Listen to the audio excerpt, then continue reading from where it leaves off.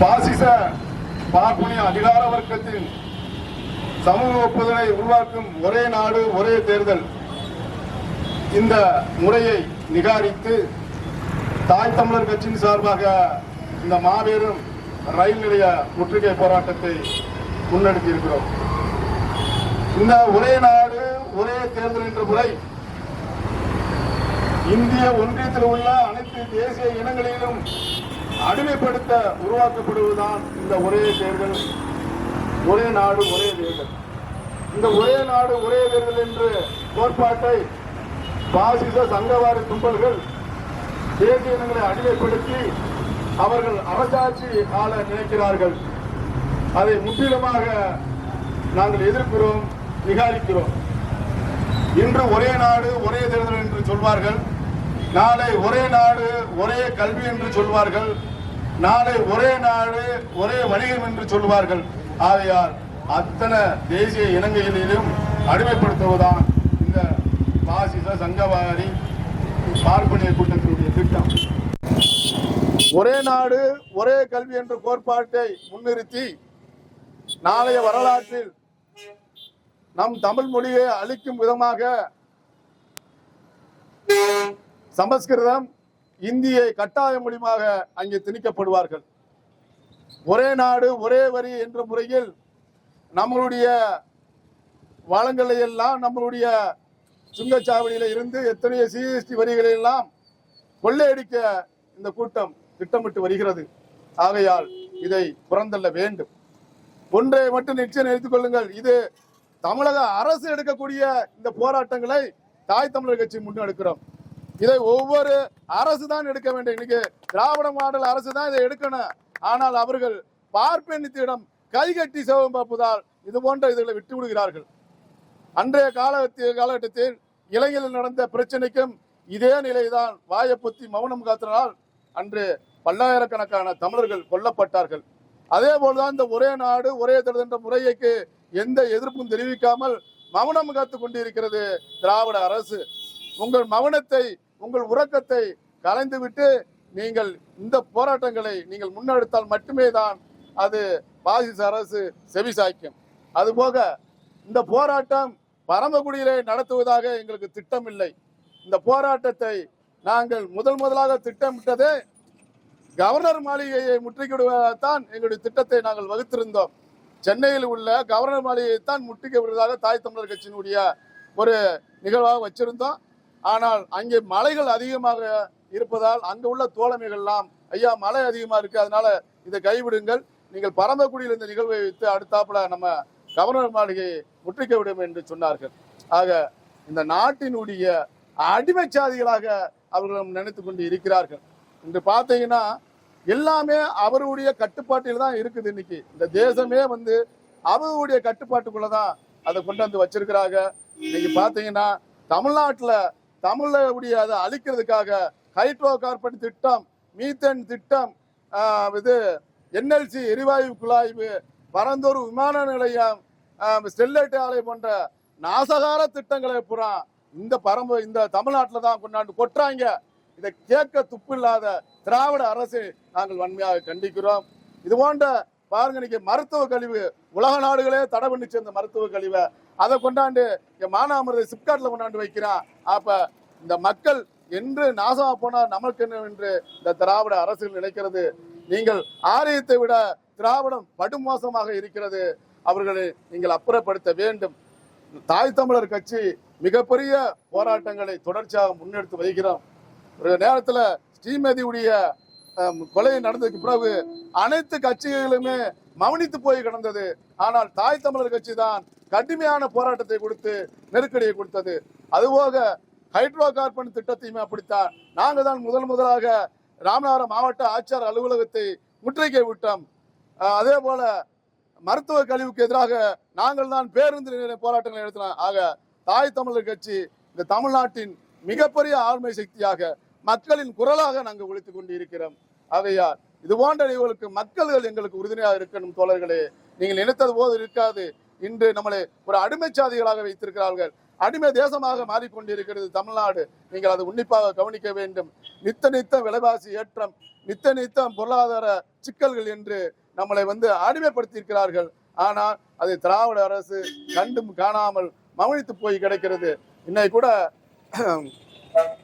அண்ணாமலை ஒரு பேட்டியில கொடுக்கிறாரு, இது போன்ற ஸ்டெர்லைட் ஆலையை ஏன் நீங்க மூடுனீங்க, நீங்க அது மக்கள் நலனை சார்ந்த பிரச்சனை என்று அவர் சொல்ல வராரு. எவ்வளவு ஒரு கேடு காலத்தை உருவாக்கும் தெரியுமா ஸ்டெர்லைட் ஆலை. இந்த ஹைட்ரோ கார்பன் திட்டம் ராமநாதபுரம் மாவட்டத்துல ஹைட்ரோ கார்பன் திட்டத்தை கொண்டு வந்துட்டாங்க. கடல்ல பாதி இது என்எல்சிக்கு தான் சொந்தம்னு சொல்றாங்க. இந்த நாட்டையும் ஊத்துட்டான், கடலையும் ஊத்துட்டாங்க. நம்ம என்னதான் பண்றோம்னு தெரியல.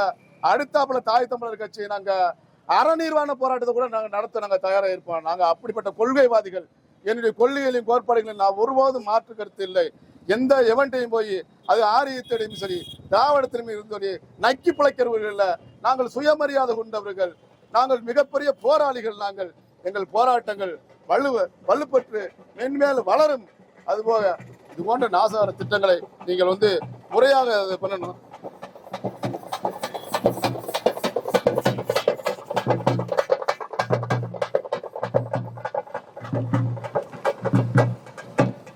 பாத்தீங்கன்னா ஒரே நாடு ஒரே தேர்தல் என்ற அந்த கோட்பாடு இருக்குது.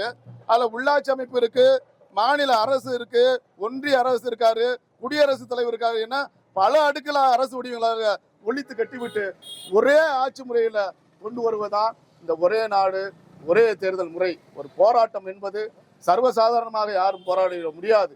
இன்னைக்கு ஆளுங்கட்சிகளே போராட முடியாமல் பின்னோக்கி இருக்கிறார்கள். ஆனால் நாங்கள் இதுவரை தொடர்ச்சியாக இந்த களத்தில் நின்று போராடி கொண்டு இருக்கிறோம். ஆகையா தமிழ் சமூகம் இது போன்ற நாசகார திட்டங்களுக்கு எதிர்த்து போராட வேண்டும். ஏதோ வந்தமா பொழைச்சமான இல்லாம நீங்க எல்லாம் இதை உன்னிப்பாக கவனிக்க வேண்டும். அது போக நாங்கள் மிகப்பெரிய போராளிகள், போராட்ட குணம் உள்ளவர்கள். நாங்கள் போராட்டக்காரர்கள். இந்த நாட்டின் நலனுக்காக அந்த போட பார்த்தீங்கன்னா உங்களுக்கு தெரியும். அதுல ஏதாவது தவறு இருக்கான்னு பாருங்க. எந்த தவறும் இல்லை. இதே போலதான் சுவரட்டிகள்லாம் நாங்கள் பரம்பக்கூடிய ஊரா மக்களின் கருத்துக்காக, மக்களை விழிப்புணர்வு செய்வதற்காக அதுகளை நாங்கள் சுவரட்டி மூலயமாக, துண்டு பிரசவ மூலமாக நாங்கள் மக்களுக்கு கொடுக்கிறோம். அதற்காக காவல்துறை வழக்கு போடுவது, எங்களுடைய பிளக்ஸ் போர்டுகளை கிழிப்பது, இதெல்லாம் ஒரு செயலா? இது அரசு காவல்துறை இதன் மூலியமாக, அதாவது இந்த முற்றுகை போராட்டம் மூலியமாக மாவட்ட ஆட்சித்தலைவருக்கும் அவர்கள் இருந்தார், மாவட்ட கண்காணிப்பாளர் அவர்களுக்கு ஒரு வேண்டுகோளை வைக்கிறார். பரமக்குடி நகர் காவல் நிலையம் சீர்பட்டு சீரழிஞ்சு கிடைக்கிறது. அங்கே போற வழக்குகள் எல்லாம் போடப்படுவதில்லை. ஏழை மக்கள்கள் யாரும் அங்கே பெட்டிஷன் கொடுத்து முறையாக விசாரணை செய்வதில்லை. ஆகையால் தமிழக அரசும் சரி, காவல்துறை அதிகாரிகளும் சரி, இங்க உள்ள இன்ஸ்பெக்டர் நவநீத கிருஷ்ணனை மாற்றம் செய்ய வேண்டும். இல்லை என்றால் அவருக்காக தனித்து ஒரு போராட்டத்தை நாங்கள் முன்னெடுப்போம்.